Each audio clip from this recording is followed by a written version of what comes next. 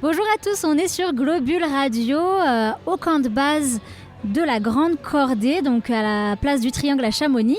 Et on reçoit François-Éric Cornier qui est accompagnateur en montagne. Bonjour François-Éric. Bonjour Claire. Alors c'est quoi cet événement? Qu'est-ce qui se passe ici? C'est dans le cadre des 200 ans de la Compagnie des Guides de Chamonix. Nous sommes la plus ancienne compagnie des guides au monde, la création 1821. Et il y a tout un tas d'événements au cours de l'été qui ont été mis en place, et notamment cette grande cordée qui a eu lieu hier, qui était un événement assez spectaculaire puisque le but du jeu était de relier l'Aiguille du Midi à la Pointe Elbronner en Italie, avec la plus longue corde du monde, qui fait 6 km de long environ, et qui était transportée par 200 personnes encordées ensemble, qui se sont donc une centaine de personnes sont parties d'Italie, une centaine de personnes sont parties de France depuis l'Aiguille du Midi et se sont réunies au milieu des amont de la mer de glace pour former cette belle cordée. Alors nous, on avait notre productrice qui était aussi sur place, donc qui nous a fait un retour, elle a adoré. Vous, de votre côté, qu'est-ce que vous avez eu comme retour d'impression sur cet événement ? Écoute, le retour il a été super positif parce que déjà on a été bénis des dieux, il faisait très beau, la neige était fraîche, donc le décor était absolument paradisiaque et je pense que les gens qui ont participé étaient très très heureux. La notion, la symbolique de la corde, d'être encordés ensemble est très forte parce que ça va bien au-delà de la sécurité, ça va aussi sur l'amitié, la rencontre, le partage, et quand je m'encorde avec une personne, voilà, c'est pour assumer notre sécurité, mais c'est dans la symbolique, c'est partager un grand moment, un beau moment ensemble aussi. Et alors du coup, vous avez dressé un camp de base ici, place du Triangle. Le but c'est quoi? C'est de faire venir les partenaires de la compagnie des guides, peut-être exposer, j'ai vu qu'on pouvait retrouver le livre qui a été édité à l'occasion de Joël Dartigue et David Ravanel. Si tu veux Claire, ce camp de base, il permet à tous nos partenaires d'être présents parce qu'on est encordés ensemble. La compagnie des guides a comme partenaire un nouveau partenaire Grivel, par exemple du matériel d'alpinisme, des piolets, des crampons, des casques, des baudriers. On a notre partenaire historique Millet, un équipementier qui fait des super sacs à dos, des chaussures, qui était là dès 1950 à équiper les guides de la compagnie des guides pour la première expédition à l'Annapurna.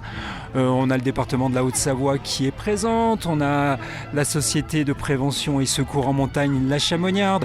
Bien sûr, nous, tu viens de l'évoquer, ce fameux livre des 200 ans d'histoire de la compagnie des guides. C'est pas du tout une chronologie des 200 ans qui viennent de s'étirer, mais c'est tout simplement 200 ans d'histoire avec des petites anecdotes, avec une dimension très humaine, très simple, parce qu'en fait la montagne c'est aussi ça, c'est ce côté humain qui en ressort.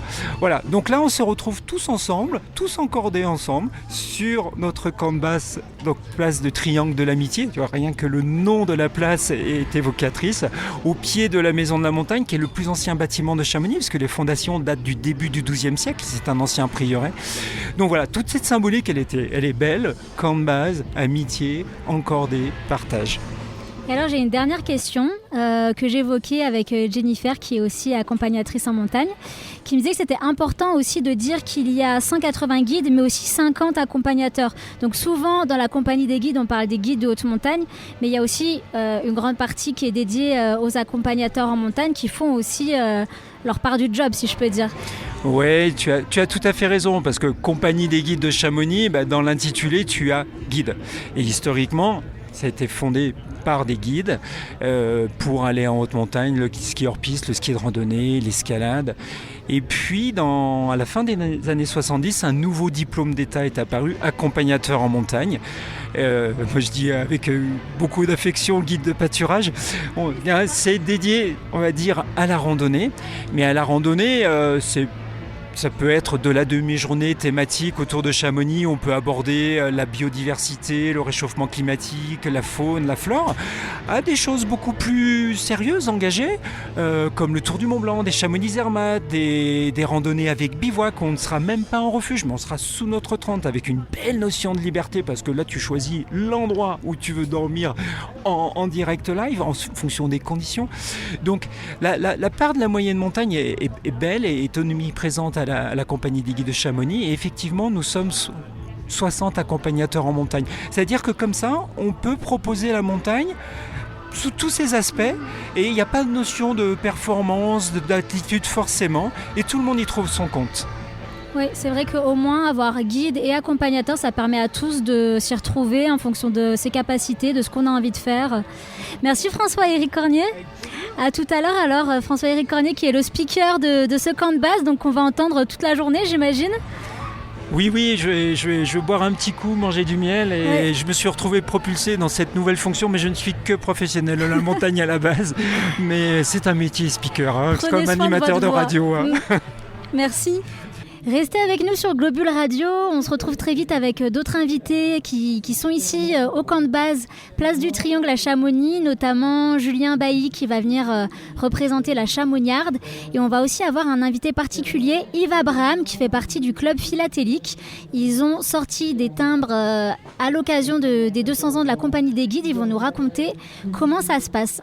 A tout de suite sur Globule Radio.